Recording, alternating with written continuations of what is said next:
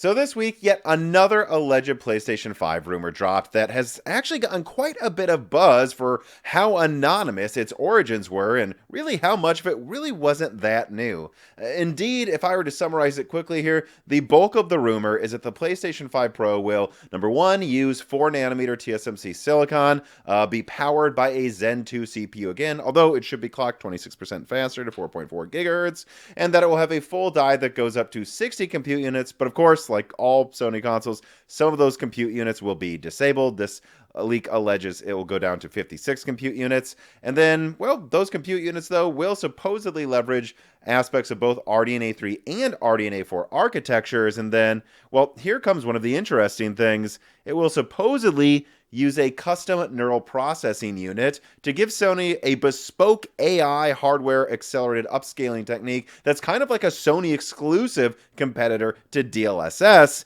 And, well, another thing that's been surprising some people, if this leak is true, which I'm not saying it is, it just comes with 16 gigabytes of GDDR6 yet again, although it is clocked 29% faster than what the base PS5 has its clocked at, and that, of course, well, it's launching a year from now. Now, at first, I actually wasn't planning to do a video on this information, as nothing in there really surprised me all that much. Even the neural processing thing, AMD is moving forward with AI accelerators in their APUs, and Sony had a custom chip for upscaling actually in the PS4 Pro. None of it seemed that surprising.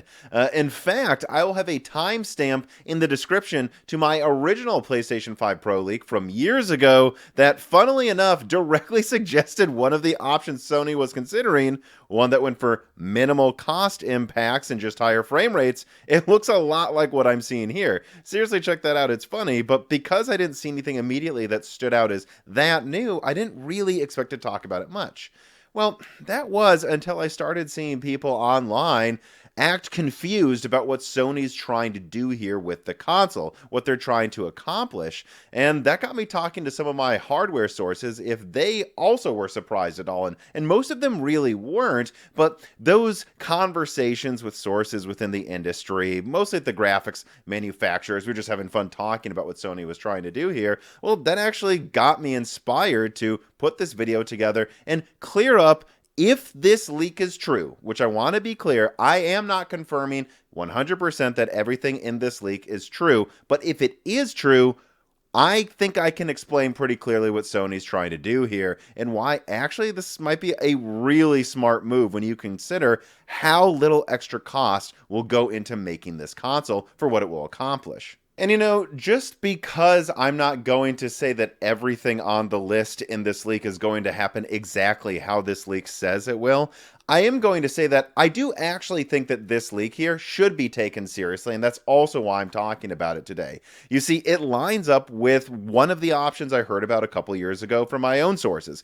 And then you have people like Kepler on Twitter, who seems to be backing it up, and I don't think he's full of crap, nor do I think Tom Henderson is full of crap either, who also had a leak that seemed very similar to this, and actually stated that dev kits for the PlayStation 5 Pro were going out this month, and so that we shouldn't be surprised if leaks start happening. All of this, me hearing of something similar years ago, Kepler backing it up, Tom Henderson saying dev kits just went out and we should expect leaks. All of this points to, even if this leak coming out from Reset Era, from some anonymous person, even if we can't say 100% that it's all true, I do think we should take it seriously. That's why I think we should analyze what you should expect out of this console and why Sony did what they did.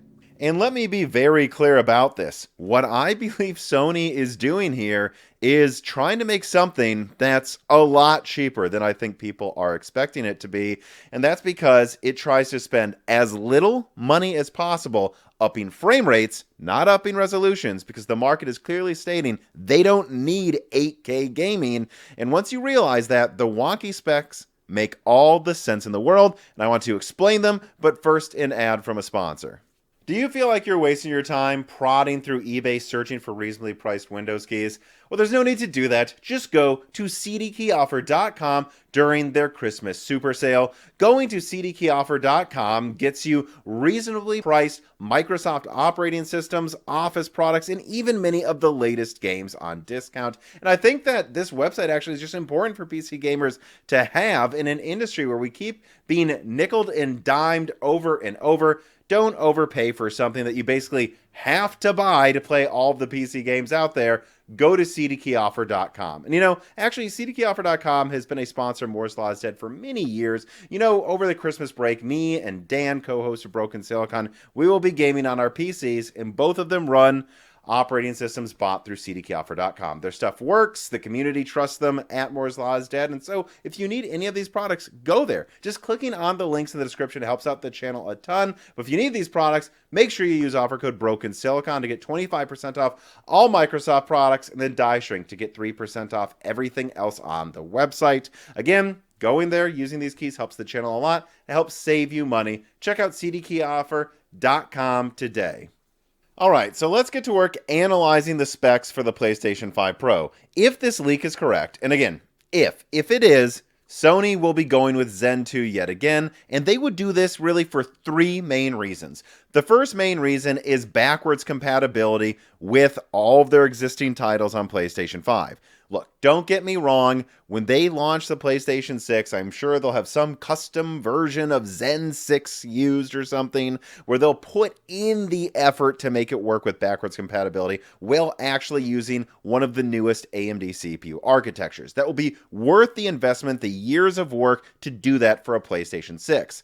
But for a mid-generation upgrade, it's probably just not worth it. And it is so much easier to just die shrink Zen 2 from 7 or really 6 nanometer on the slim PlayStation 5 right now to 4 nanometer than it would be to try to come up with some cost-effective version of one of AMD's latest CPU architectures. And, the second point, then, it's die shrunk. You see, Zen 3... their cores were bigger than Zen 2 cores. And if Zen 4 was on the same node as Zen 2 was, its cores would be massive. But it's not. And Sony isn't going with Zen 4. That means when you consider that TSMC's node that Sony will be going to offers up to 80% higher density, they can take these Zen 2 cores that were already small and on 4 nanometer, just shrink them and make them ultra tiny cores. What does that mean? That saves die space, and that saves cost, which I believe Sony is really worried about with a PlayStation 5 Pro right now. If they're looking around at the gaming market, I don't think they're noticing a lot of gamers, especially like on PC, going, God, I wish everything was twice as strong and twice as expensive. No, people are looking for value right now when it comes to gaming performance. And so Sony is going for whatever they can do that minimizes cost, and staying with Zen 2 is definitely worth it in their opinion, especially because, and this gets me to point number 3 of Zen 2, it is going to be clocked 26% faster than the base PS5, and if it actually holds 4.4 gigahertz all-core boost clocks on average around there, it would actually make it one of the fastest, if not the fastest clocked all-core Zen 2 processor on the planet. Usually Zen 2 boosted all of its cores when they were all loaded up at the same time, closer to around 4 to 4.2 gigahertz. Yeah, if you blinked, it might hit 4.7 gigahertz or something, but typically all core was around 4.1 gigahertz most of the time, even on good models. And so if it's at 4.4 gigahertz all-core boost, even if it's Zen 2, that is more than enough to power the frame rate Sony's trying to get to. I'm really not sure where people are getting this notion that Zen 2 isn't good enough for like 60 hertz or even often 120 hertz gaming. If you look at benchmarks out there, yes, Zen 2, it's not going to get you 240 hertz gaming like the 7800X 3D will, but it is almost always going to get you 120 hertz gaming, even if it was powering a 4090, and that's all Sony's probably looking to do with the PlayStation 5 Pro. Heck, even games like Flight Simulator that are known to punish CPUs at lower resolutions, like not 4K, it's not that hard of a thing to run it up with Zen 2. And so, again, we're not even just talking about normal Zen 2. This is a fast-clocked 4 nanometer variant of Zen 2. That is really the main thing that I need to drive home about it. I actually think it'll be more than enough to drive the frame rates Sony will be trying to drive with the PlayStation 5 Pro. And to those that wonder why it's not at 5 gigahertz or something, I need to actually bring up the work that Hardware Numbers has done on his YouTube channel. I've had the person on Broken Silicon twice. He demonstrated that Zen 2 doesn't scale performance really much past like 4.5 gigahertz.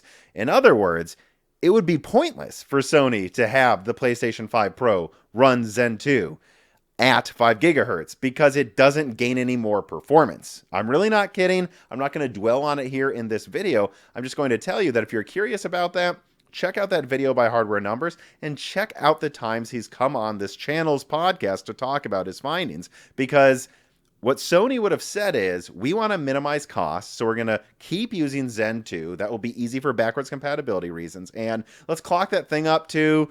And then they probably only clocked it up to as high as they thought they would benefit from it, and that's probably around 4.4 gigahertz. And then once Sony realized that, they probably realized, well, yes, if we wanted to, we could do like a Zen 4-based PlayStation 5 Pro that has like a Zen 2 mode for backwards compatibility, but all of that's going to cost a lot more than just sticking with Zen 2 at 4.4 gigahertz, which means we should keep this a modest upgrade. And when they realized they should keep this a modest upgrade, I think they looked at the cost of everything else and said, well, if we stay on 4 nanometer, we probably don't need more cooling. We probably don't need a more expensive board. And if we stick to 16 gigabytes of RAM, we don't need to spend more on RAM. We don't really need to spend more on anything, and that would only be a problem, not having more RAM, if they went for higher resolutions. But I do not think that's what Sony's doing, and that explains why they would stick with 16 gigabytes, because it's about having the same resolutions they have now, but just at higher frame rates, so the devs don't need to do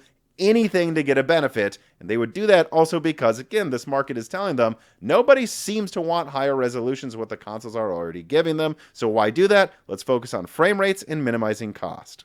But all right, speaking of cost, well, I've said that about a dozen times without actually telling you how much more I think it would cost Sony to manufacture the PlayStation 5 Pro over the base PlayStation 5. And, well, then let's get into that. But it's going to become goofy pretty quickly, people, because add it all up. Add it all up what I've been saying.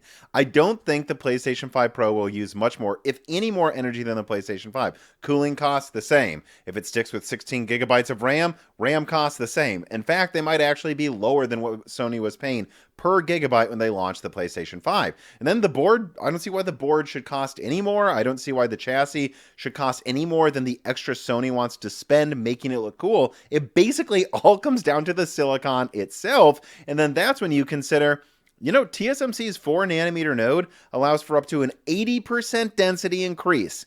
80%, people. And the PlayStation 5 and PlayStation 5 Pro don't use infinity cache. So there's a minimal amount of cache that won't shrink that well.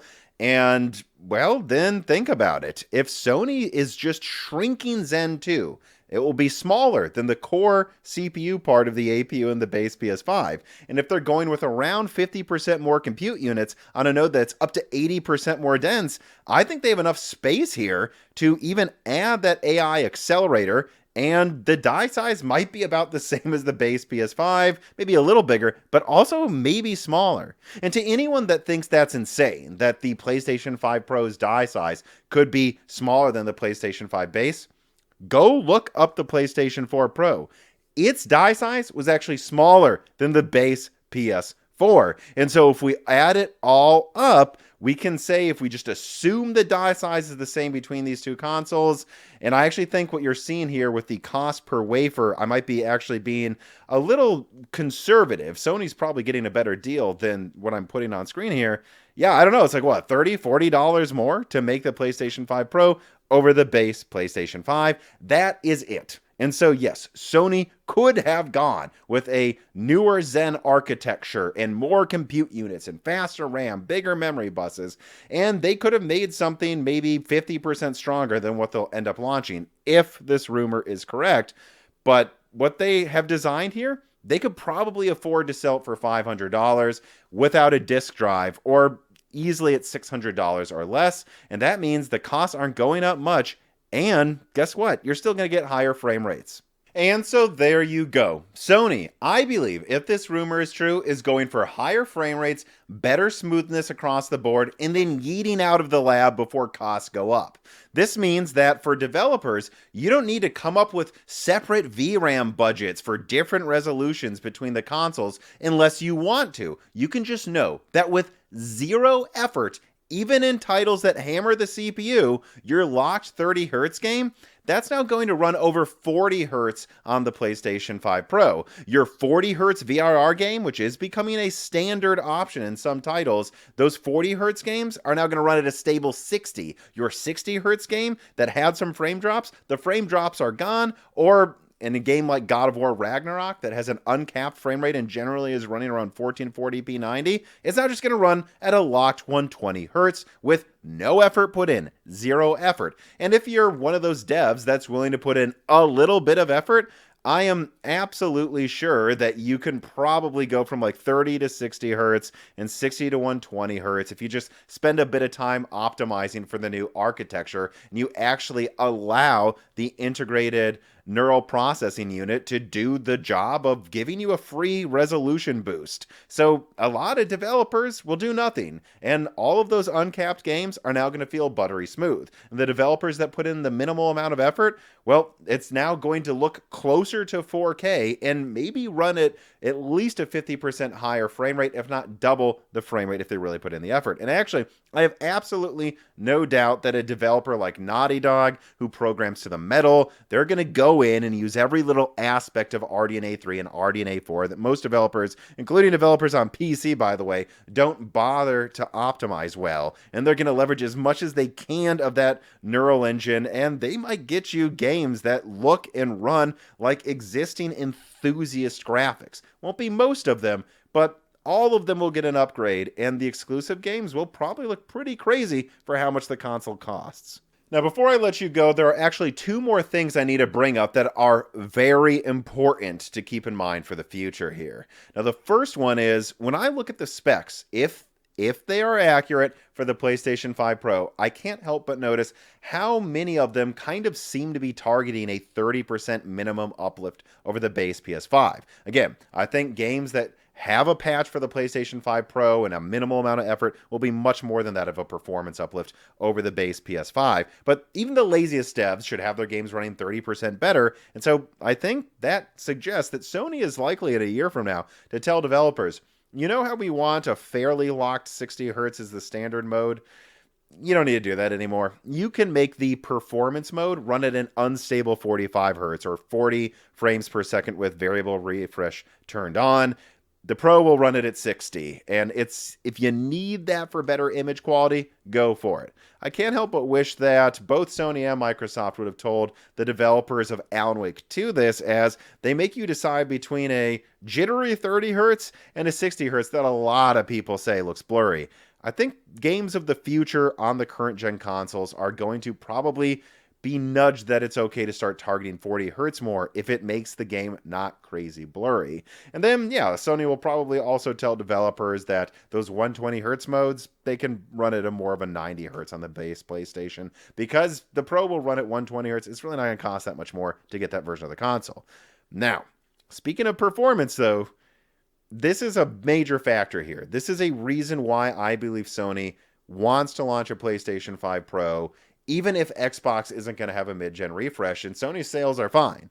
They will be launching the Pro console, let's say a quarter of a year to a year before GTA 6 comes out. And that means that, well, because GTA 6 won't be coming to PC right away, probably for about a year, there can be an exclusive marketing deal with Rockstar where Sony can say, GTA 6 runs best on PlayStation. And don't kid yourselves. Go look up how many units GTA 5 sold. This will be the biggest gaming launch in history, and if Microsoft really isn't launching a Pro console, sounds like they're not, then that means Sony is going to be able to market their console as the best way to play the biggest gaming release in a decade at least. It's theirs. It's their console, and it is worth putting in the effort to design a Pro, I honestly think, just for that marketing reason alone. And yeah, they might even bundle it. What if they had a bundle that was GTA 6, PlayStation 5 Pro, the best place to game, $500, even $600. I think that's going to be a heck of a marketing coup, and I think that's a reason why Sony will go forward with the Pro, no matter if the competition makes an elite offering or not. And all right, that is going to do it for this video. I really hope you enjoyed it. If you did, tell me your thoughts in the comments. Tell your friends about this video. Share it online. Share it on forums. Hit the like button. All of those things help the algorithm so much. But then also make sure you're subscribed to the Moore's Law is Dead YouTube channel and ring that bell button. I'll have more analysis videos coming out very soon. One about Meteor Lake, almost certainly. By the way, I'm already tweeting about it online. Follow me on Twitter as well if you want to see those tweets, I suppose. And then additionally, consider supporting the Moore's Law is Dead Patreon. If you join the Moore's Law is Dead Patreon, you will get ad-free access to Broken Silicons, the ability to ask me and guest questions, ad-free bonus content, Die Shrinks, another one will be coming out this week, only to patrons, never with ads. But you know what? No matter what, if you made it this far, thank you for watching.